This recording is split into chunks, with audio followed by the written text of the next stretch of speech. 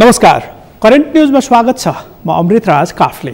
आजको करेन्ट न्यूजमा हामी देशको राजनीतिका विषयमा चर्चा गर्दैछौँ। नेपालमा संघीयताको अभ्यास सुरु भएको झन्डै 3 वर्षपछि प्रदेश नम्बर 5 को राजधानी र नाम टुङ्गो लागेको छ। संविधानमा सम्बन्धित प्रदेशसभाको 2/3 मतले प्रदेशको राजधानी र नाम टुङ्गो लगाउनु पर्ने व्यवस्थाका बीचमा 5 नम्बर प्रदेशसभाको राजधानी र नाम समेत प्रदेशसभाले नै अन्तिम टुङ्गो लगाएको छ। तर 3 वर्षसम्म नाम र राजधानीका विषयमा सहमति कायम गर्न नसकेको प्रदेश सरकारले नेकपाका 2 जना अध्यक्षका बीचमा राजधानीका विषयमा सहमति कायम भएपछि प्रक्रिया सुरु गरेको थियो। त्यही प्रक्रिया अनुसार मंगलबारको प्रदेशसभाको बैठकमा भएको मतदानमा स्थायी राजधानी दाङ लैजाने प्रस्ताव 2/3 बहुमतले पारित भएको हो। अब प्रदेश नम्बर 5 को नाम लुम्बिनी र स्थायी राजधानी दाङको देउखुरी उपत्यका पुगेको छ। तर राजधानीका लागि पारित भएको स्थानमा कुनै पनि संरचना भने तयार भइसकेका छैनन्। स्थायी राजधानी रहेको बुटवलमा बनाइएका संरचना समेत अपुग रहेका बेला अर्को स्थानमा राजधानी लैजाने निर्णय प्रदेशसभाले गरेको हो। करेन्ट न्यूजको पहिलो खण्डमा 5 नम्बर प्रदेशसभाले मंगलबार गरेको यो निर्णय।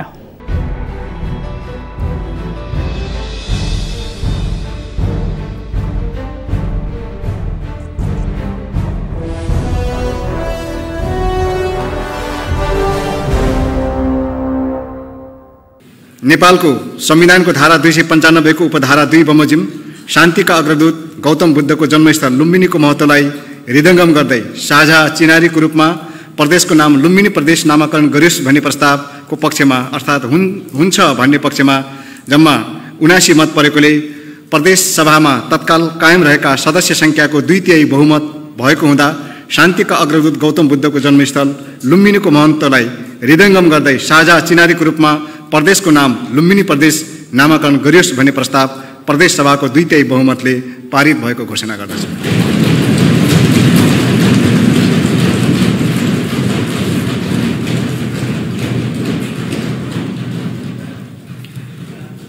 मान्य सदस्यहरू, प्रदेशको स्थायी राजधानी सम्बन्धी मूल प्रस्ताव मतदान प्रक्रियाद्वारा 2/3 बहुमतद्वारा पारित भइसकेकोले यस सम्बन्धी संशोधन प्रस्तावलाई मतदान प्रक्रियामा लैजान आवश्यक नपर्ने बेहोरा जानकारी गराउँछु।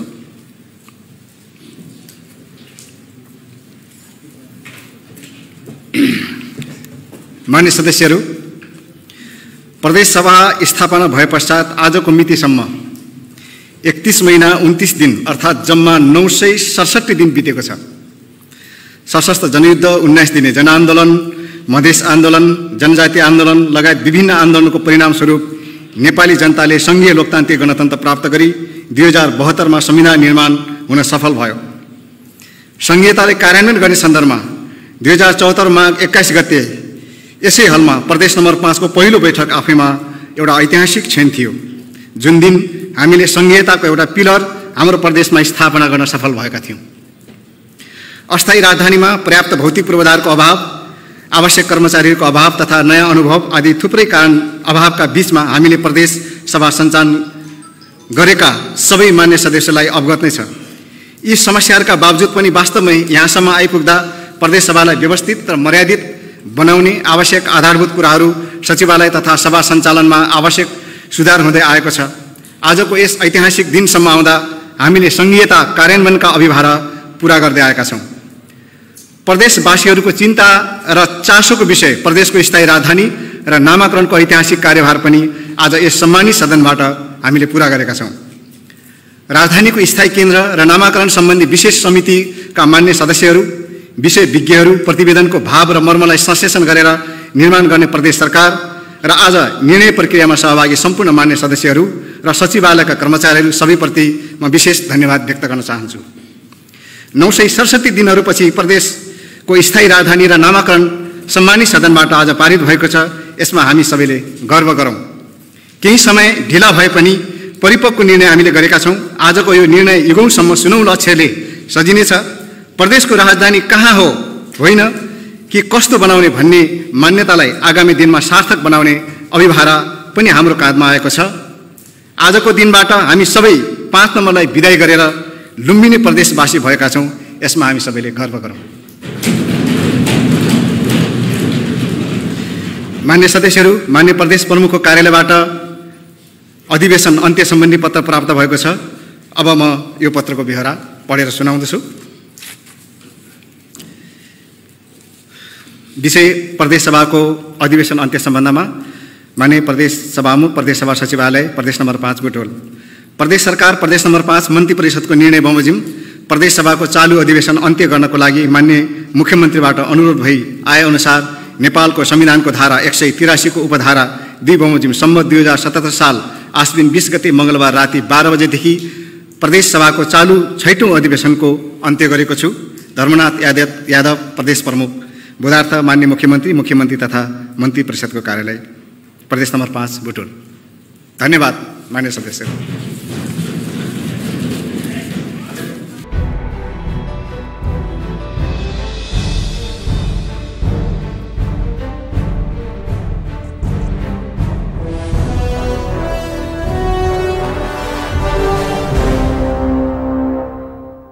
अघिल्लो साता नेकपाका 2 जना अध्यक्षले प्रदेश नम्बर 5 को स्थायी राजधानी दाङ बनाउने र नाम लुम्बिनी राख्ने सहमति गरेका थिए। केन्द्रमा 2 अध्यक्षका बीचमा सहमति कायम भएपछि प्रदेश सरकारले नेकपाका अध्यक्षहरूकै सहमति अनुसारको प्रदेशको नाम र राजधानीका विषयमा सोमबार प्रदेश सभामा प्रस्ताव पेश गरेको थियो। प्रतिपक्षी दलसँग छलफल नगरी प्रस्ताव दर्ता गराएको भन्दै कांग्रेस सांसदहरूले सोमबारको प्रदेश सभाको बैठकमा कुर्सी तोडफोड गरेका थिए। सोमबारकै बैठकमा कानुन मन्त्री कुलप्रसाद केसीले विरोध गर्ने सांसदहरूलाई घिसारेर बाहिर निकाल्न आदेश समेत दिएका थिए, जुन आदेश मर्यादा पालकले पालना भने गरेनन्।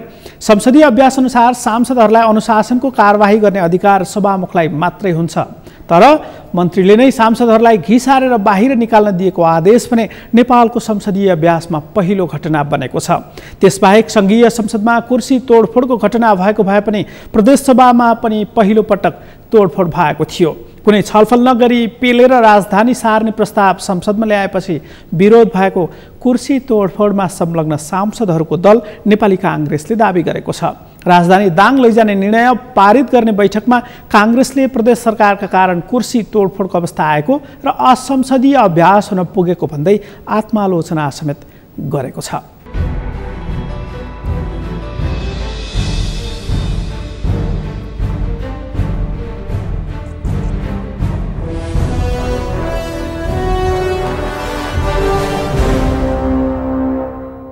राजधानीको मुद्दामा हामी यति कुरा सरकारसँग के अनुरोध गरेका थियौं।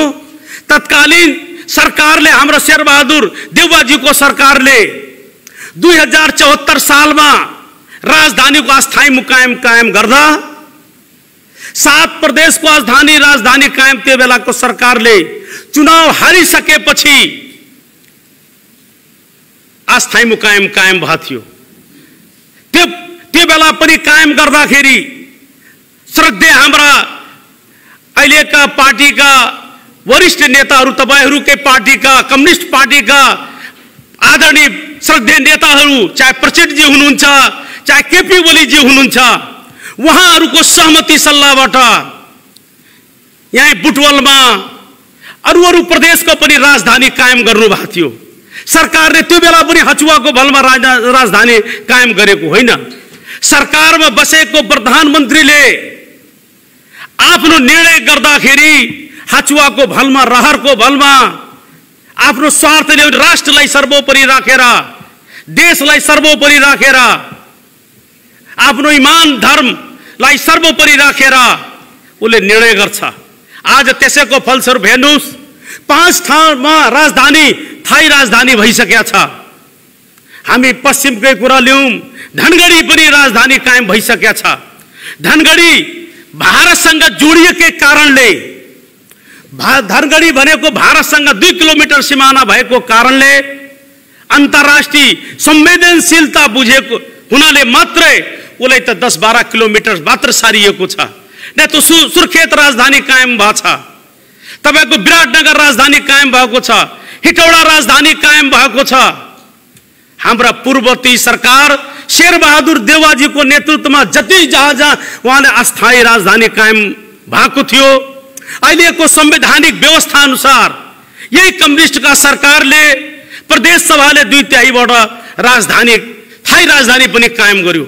यसको मतलब त्यो सरकारले, तत्कालीन त्यो बेलाको सरकारले गरेका राजधानी, कायम गरेको अस्थायी राजधानीको मुकाम न्यायोचित थियो, न्याय संगत थियो, उचित थियो। औचित्यको आधारमा हचुवाको भरमा राजधानी कायम गरेको थिएन भन्ने हाम्रो मान्यता छ। अहिले पनि सरकारले जब प्रदेश सभाले एउटा सुझाव संकलन समिति गठन गर्यो, उसले तीन ठाउँमा राजधानीको प्रस्ताव गर्यो भने अहिले पनि ठिक छ। हाम्रो प्रदेश सभाका सदस्यहरूलाई चित्त बुझिया छैन भने बुटवलबाट अन्यत्र सारौं, त्यो भन्दा बढी सम्भावना राम्रो ठाउँ छ, त्यो भन्दा अझै फराकिलो छ भने के पनि गर्न सकिन्छ। त्यसमा पनि कुनै आपत्ति कसैले पनि हुँदैन।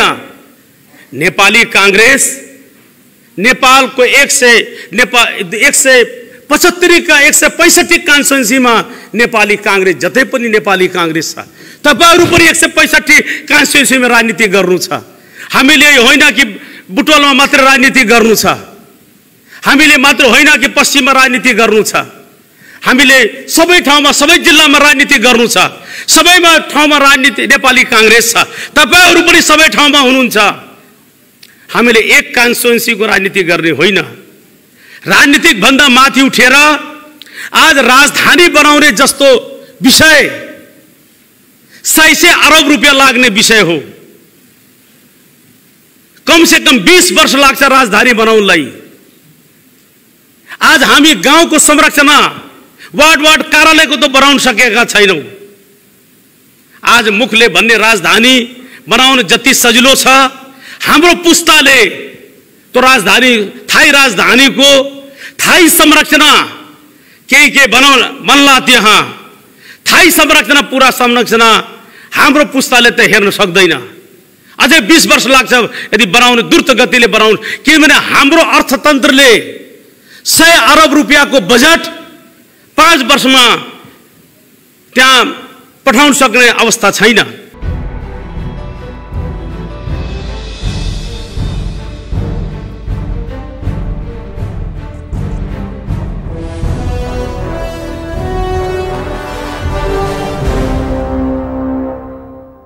प्रदेशको राजधानी कहाँ राख्ने भन्ने विषयमा यसअघि प्रदेश सभाले गठन गरेको कार्यदलले रिपोर्ट बुझाइसकेको भए पनि प्रदेश सरकारले सार्वजनिक गरेको थिएन। सोमबारको हंगामापछि प्रदेश सरकारले बल्ल त्यो प्रतिवेदन सार्वजनिक गरेको थियो, जुन प्रतिवेदनमा बुटवल, दाङ र कपिलवस्तु लगायतका स्थान राजधानीका लागि उपयुक्त रहेको उल्लेख गरिएको जनाइएको छ। अब प्रदेश नम्बर 1 र 2 प्रदेशको राजधानी नाम टुङ्गो लाग्न मात्र बाँकी छ। 1 नम्बर प्रदेशमा नेकपाको बहुमत पुग्ने अवस्था रहेको भए पनि 2 नम्बर प्रदेशमा भने नेकपाको उपस्थिति कमजोर छ।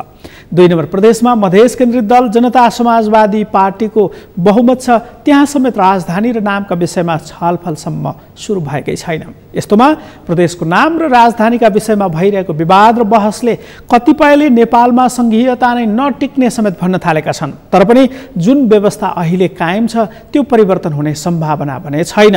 चित्रबहादुर केसी नेतृत्वको राष्ट्रिय जनमोर्चाले नेपालमा संघीयता असफल हुने भविष्यवाणी यसअघि नै गरिसकेको छ।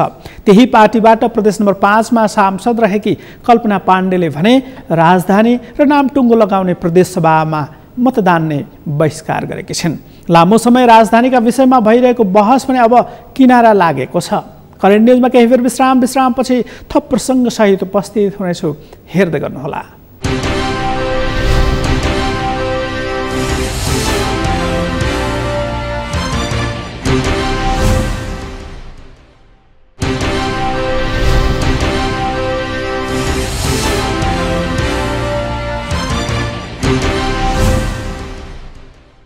विश्रामपछि करेन्ट न्युजमा फेरि पनि स्वागत छ। आजको करेन्ट न्युजमा हामी 5 नम्बर प्रदेशको राजधानी र नाम टुङ्गो लगाउने विषयमा भएको रस्साकस्सीको विषयमा चर्चा गरिरहेका छौँ।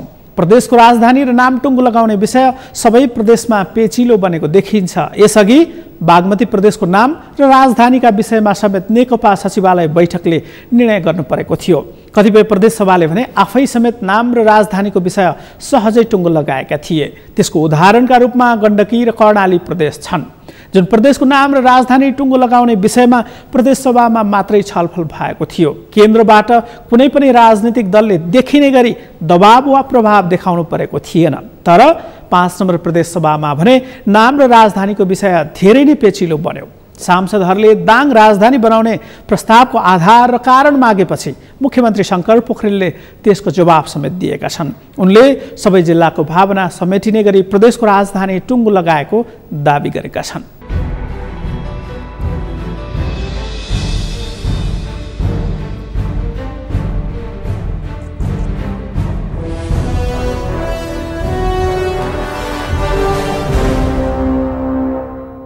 लुम्बिनी क्षेत्रलाई जति तीव्र गतिमा हामी विकास गर्न सक्छौं, हाम्रो प्रदेशको समृद्धि त्यसैबाट निर्माण हुन्छ। अहिले जे परियोजनाहरू यस क्षेत्रमा आरम्भ भएका छन्, त्यो परियोजनाहरूले स्वाभाविक रूपमा यस क्षेत्रको विकासमा रणनीतिक योगदान गर्नेछन्। नारायणघाटदेखि बुटोलसम्म 4 लेनको सडक निर्माणको प्रक्रिया अगाडि बढेको छ।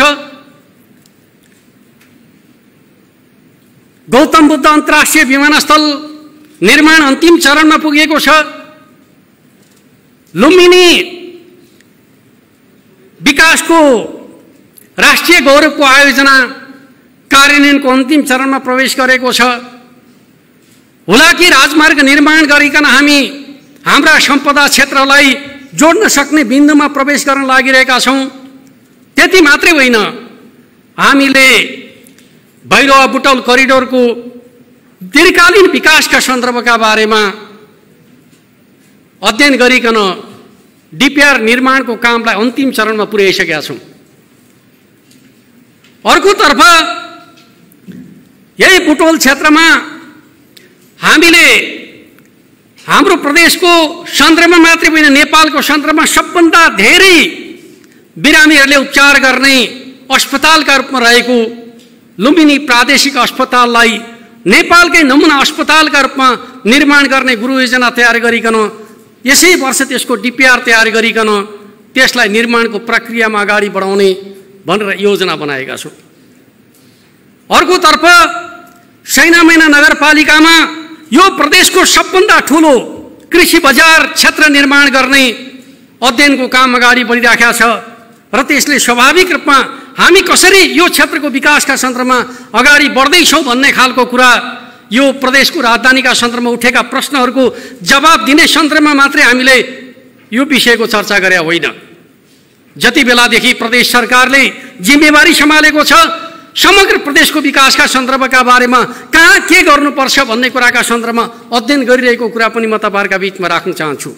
हामीले यस क्षेत्रभित्र पर्यटकीय सम्भावनालाई दृश्यगत गरिकन अन्तर्राष्ट्रिय विमानस्थल निर्माण भएपछि स्वाभाविक रूपमा लुम्बिनीको विकास हुन्छ भन्ने मान्यतालाई आधार बनाएर त्यहाँ आउने पर्यटकहरूलाई कसरी अन्य पर्यटकीय गन्तव्यहरूमा पुर्याउन सकिन्छ भन्ने मान्यताका आधारमा चाहे तिलोराकोटको कुरा होस्, चाहे रामग्रामको कुरा होस्, हामी आइसकेपछि त्यसलाई तीव्रता दिने प्रयास गर्यौं। आज रामग्रामको मास्टर प्लान तयार भइसकेको छ, तिलोराकोटको जमिन अधिग्रहणको प्रक्रिया अगाडि बढिसकेको छ र अब हामी मास्टर प्लान निर्माणको चरणमा प्रवेश गरेका छौं। यसरी हेर्ने हो भने हामी यो प्रदेशलाई चाहे कपिलवस्तुलाई भन्नुहोस्, कपिलवस्तुका सन्दर्भको कुराकानी गर्ने हो भने एक प्रकारले भने हरेक माटो मुनि सम्पदा लुकेर रहेको ठाउँका रूपमा कपिलवस्तुलाई लिने गरिन्छ। कपिलवस्तुभित्र त्यति सामर्थ्य छ, त्यो सामर्थ्यलाई अहिलेसम्म हामीले उजागर गर्न सकेका छैनौं। प्रदेश सरकार आइसकेपछि त्यो विषयमा छलफल बहस भएको छ र धेरै हदसम्म हामीले ध्यानाकर्षण गर्ने कुरामा सफलता हासिल गरेका छौं। लुम्बिनी भ्रमण वर्षका क्रममा हामीले विभिन्न बुद्ध सम्पदा क्षेत्रहरूमा कार्यक्रमको आयोजना गरिकन हाम्रा सम्पदा क्षेत्रहरूलाई राष्ट्रिय रूपमा अन्तर्राष्ट्रिय रूपमा चर्चामा ल्याउने खालको महत्त्वपूर्ण काम पनि हामीले सम्पन्न गरेका छौं। त्यो चीजलाई जोड्ने सन्दर्भमा हामीले यो प्रदेशमा नेपालकै सबभन्दा ठूलो चिडियाखाना निर्माण गर्ने हिसाबले बुटोल क्षेत्रमा अध्ययन अगाडि बढाएका छौं र यस क्षेत्रमा व्यावसायिक रङ्गशाला निर्माण गर्ने भनेर हामीले उजिर सिंह रङ्गशालाको परिकल्पना अगाडि बढाएका छौं।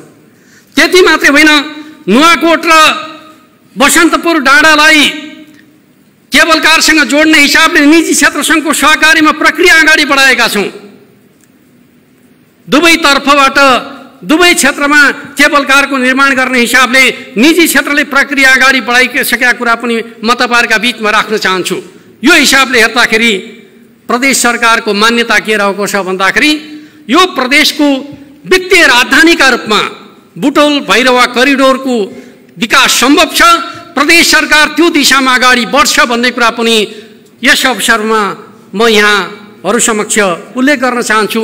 त्यस अर्थमा प्रदेशको अस्थायी केन्द्र नयाँ ठाउँमा तोकियो भन्ने कुराका आधारमा यस क्षेत्रको विकासका सन्दर्भका बारेमा कुनै प्रकारको चिन्ता नगर्नका लागि म सम्पूर्ण दाजुभाइ दिदीबहिनीहरूलाई प्रदेश सभाका माध्यमबाट हार्दिक अनुरोध पनि गर्न चाहन्छु।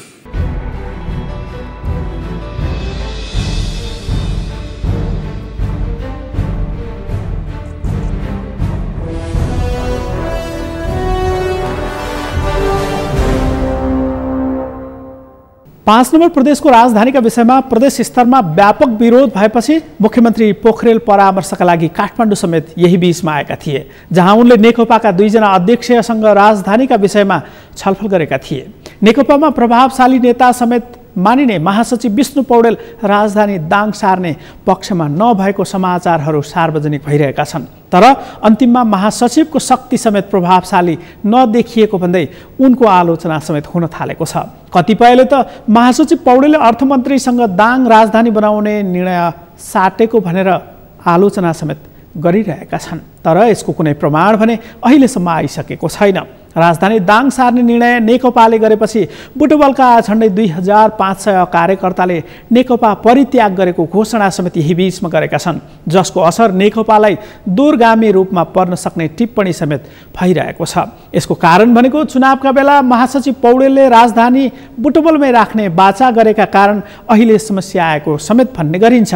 राजधानी र नामले आम सर्वसाधारणलाई खासै प्रभाव नपार्ने भए पनि नेताहरूको जुङ्गाको लडाइँले समेत 5 नम्बर प्रदेशको नामाकरण र राजधानीका विषयमा प्रभाव पारेको भन्नेहरू पनि कम छैनन्। त्यस्तै तर्क छ प्रदेश सांसदहरूकै।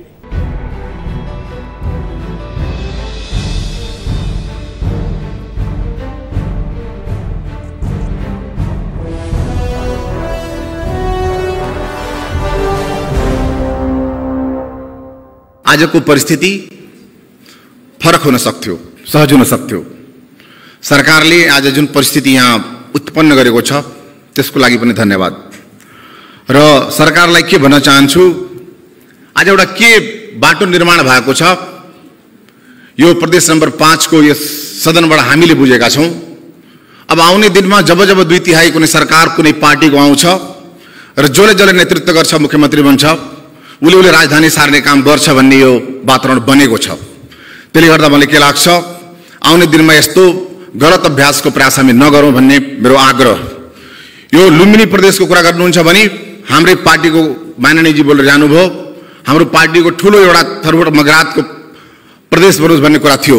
तर त्यसमा अन्तर सङ्घर्ष गरेर मैले पनि बारम्बार सरकारलाई आग्रह गरे हो कि शान्तिको अग्रदूत भगवान गौतम बुद्धलाई हरेक जाति धर्मले आफ्नो भन्छ, यिनी मेरो हुन्, हाम्रो समुदायको, हाम्रो जातिको हुन् भन्छन्। त्यसले गर्दा सबैको जब लुम्बिनीका भगवान गौतम बुद्ध त्यो पवित्र ठाउँका हुन्, त्यसले गर्दा लुम्बिनी प्रदेश बनोस् भन्ने कुरा गरेको हो म। र सरकारले यो कुरालाई सुनेर लुम्बिनी प्रदेश बनाएको छ, त्यसको लागि सरकारलाई धन्यवाद पनि दिन चाहन्छु। तर सरकारलाई के भन्न चाहन्छु, यति हतार गर्नुपर्ने किन? माननीय मुख्यमन्त्रीजीले भन्नुभयो यो सार्ने कुरा मात्रै हो, बनाउने कुरा मात्रै हो, सार्ने कुरा होइन, एउटा सार्दै छैनौँ। त्यसले गर्दा अहिलेको यो कोरोना महामारीको सन्दर्भमा अहिले जब विश्व आक्रान्त छ त्यति बेला अहिले नै यसको घोषणा गर्नुपर्ने वा यहाँ ल्याएर विधेयक पेश गर्नुपर्ने औचित्य मैले देखेको थिएन। अहिले जति हामी कुरा गर्दैछौँ 2/3 को भोट पर्ला, हजुरहरू जित्नु हुनेछ भन्ने त्यसमा विश्वस्त हजुर सबै हुनुहुन्छ, त्यो कुरामा हामी पनि विश्वस्त छौँ। त्यसले गर्दा हामी के भन्न चाहन्छु, यो 2/3 बहुमतले त जित्नुहुन्छ, तर तपाईँहरूले जित्नु भनेको प्रदेश मात्रै हो, त्यो ठाउँ मात्रै हो, बाँकी सबै कुरा हार्ने पनि छ तपाईँहरूले, त्यो कुरा तपाईँ विश्वस्त हुनुहोस्। 2/3 बहुमत यहाँ जुन बसेको छ तिनका आत्मा रोएको पनि छ, मन शान्त पनि छ, तर बाध्यता छ। यहाँ यो नेपाल मात्रै एउटा यस्तो देश हो जहाँ व्हिप जारी हुन्छ र कुनै कारणले, डरले कि कुन कारणले मान्छेले भोट त्यो पक्षमा हाल्छन्। त्यसले गर्दा हामी सबै बुझौँ, यहाँ त पूर्व माओवादीका साथीहरू पनि बस्नु भएको छ, जसले संघीयताका नारा, जसले हजारौं शहीद आफू पनि भए गराए पनि उनले पनि बुझ्नुपर्ने कुरा हो। आज संघीयताको कुरा गर्दा हामीले यही बेला मात्रै त्यो कुरा नगरिदिएको भए आउने दिनमा सहज परिस्थितिमा 5 नम्बर प्रदेश मात्र होइन विश्व आक्रान्तबाट जब गुज्रिरहेछ र सहज परिस्थिति बन्थ्यो त्यति बेला मात्रै हामीले कुरा गर्दिँदा कस्तो हुन्थ्यो जस्तो हामी बुझौँ।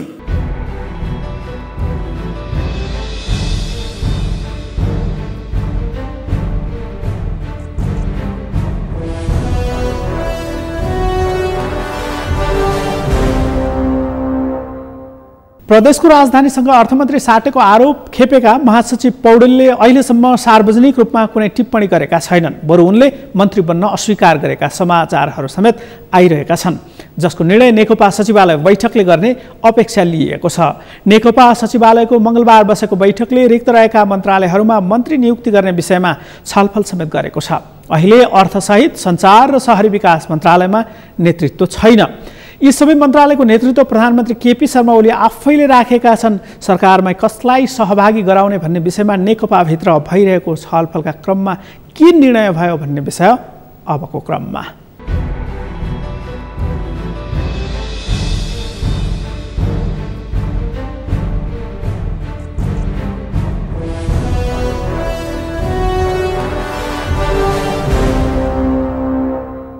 यसअघि नै निर्धारित एजेन्डाहरूका बारेमा छलफल भयो। साङ्गठनिक एकीकरणका बाँकी कामहरू पुरा गर्ने बारे, संगठन विभागको संगठनात्मक कार्ययोजना सम्बन्धी प्रस्ताव बारे यसअघिको सचिवालयको बैठकमा नै निर्धारित विविधको एजेन्डा अन्तर्गत रहेका विषयहरूबारे, संवैधानिक राजनीतिक नियुक्तिहरूका बारेमा सबै विषयहरूमा सामान्य रूपमा आज छलफल भयो। छलफल जारी छ र छिट्टै अध्यक्ष कमरेडहरूले अरू सबै एजेन्डामा छलफल गरेर निष्कर्षमा पुर्याउने गरी बैठक बोलाउनु हुनेछ। सचिवालयको आजको बैठकमा यसबारेमा कुनै छलफल नभएको र प्रधानमन्त्रीज्यूले पनि यसबारेमा कुनै जानकारी नगराउनु भएको तथ्य स्पष्ट गरे। स्थायी कमिटीको बैठकले लिएको निष्कर्ष अन्तर्गत एउटा विषय मन्त्री परिषदको पुनर्गठन पनि हो। त्यसबारेमा यसअघिको सचिवालयको बैठकमा केही सैद्धान्तिक र नीतिगत विषयमा छलफल भएको थियो। त्यसको आधारमा दुईटा अध्यक्ष कमरेडहरूले केही गृह कार्य गरिरहनु भएको हुनसक्छ। त्यस आधारमा अझै पनि प्रस्ताव ल्याउने वा निर्णय गर्ने स्थिति नभएको भनेर नै बुझ्नु उपयुक्त हुन्छ। अहिलेसम्म चाहिँ उहाँहरूले गृह कार्य नै गरिरहनु भएको होला। गोविन्द केसीलाई अनसनको अन्त्य गर्नका निम्ति गरेको अनुरोध सहितको विवरण सम्माननीय प्रधानमन्त्रीले आज बैठकलाई जानकारी गराउनुभयो। डाक्टर गोविन्द केसीले चिकित्सा शिक्षा सुधारका क्षेत्रमा जुन जुन विषय र मुद्दाहरू उठाउनु भएको थियो त्यसलाई पुरा गर्ने गरी सरकारले सम्झौता गर्यो र सरकारले सम्झौता क्रियान्वयनको प्रक्रियालाई अगाडि बढाएको छ। मूलत सम्झौता क्रियान्वयन भइसकेको छ र कतिपय विषयहरू कार्यान्वयनको प्रक्रियाको क्रममा अगाडि बढिरहेको छ र त्यसैले सरकारले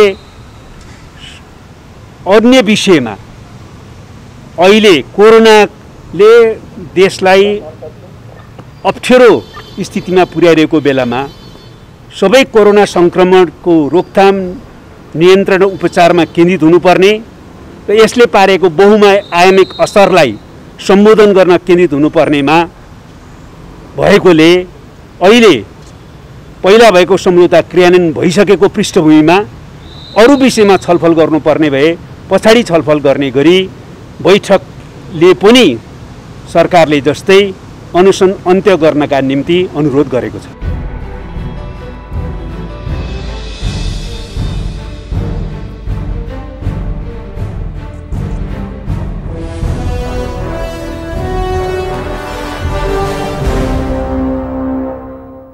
नेपालमा कोरोना महामारीकै रूप लिने गतिमा अघि बढिरहेको छ। जनता समस्यामा परेका छन्। चाडपर्व नजिक आइसकेका बेला फेरि लकडाउन हुने हो कि भन्ने आशंकाले जनता आतंकित छन्। तर जनतालाई आहतमा राहत दिनुपर्ने विभिन्न तहका सरकारहरू भने अरू विषयमै बढी केन्द्रित भएका छन्। नेपालमा कोरोना महामारी सुरु भएपछि त्यसको व्यवस्थापनमा लाग्नुपर्ने केन्द्र सरकार पार्टी विभाजनका लागि सहज हुने अध्यादेश ल्याउने थ्याउन्नमा लाग्यो। स्वास्थ्य सामग्री खरिदमा समेत अनियमितता गरेको भनेर सरकारमाथि अहिले पनि आरोप लागिरहेको छ। त्यसबाहेक कोरोना महामारीको बीचमा नेकपा भने विभाजनकै सङ्घारमा समेत पुगेको भनेर नेकपा स्थायी कमिटीले निष्कर्ष समेत निकालिसकेको थियो। अहिले भने मन्त्रीमण्डल पुनर्गठन गर्ने विषयले नेकपाभित्र बहसको अवस्था सिर्जना गरेको छ। प्रदेश सरकारहरूको औचित्यमाथि नै प्रश्न उठ्न थालेको छ, जसका कारण अहिलेको व्यवस्थामाथि नै प्रश्न उठ्न सक्ने खतरा समेत औल्याउन थालिएको छ। हवस् त, करेन्ट न्युजको आजको समय सकियो। भोलि फरक विषयका साथमा उपस्थित हुने नै छौँ। आजका लागि करेन्ट न्युजबाट म अमृतराज काफ्ले बिदा हुन्छु। नेपालको पहिलो न्युज च्यानल सगरमाथा टेलिभिजन हेर्दै गर्नुहोला। नमस्कार।